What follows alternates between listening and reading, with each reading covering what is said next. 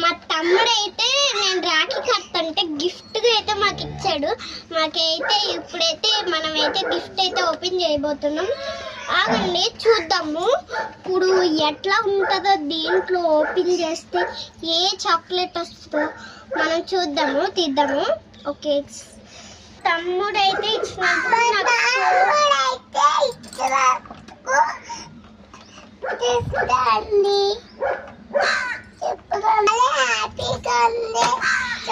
మరి చూసారు కదా. చేస్తున్నాం. ఆగండి నేను చూపించేయాలి, మర్చిపోయా. వావ్, చూసారు కదా ఫ్రెండ్స్.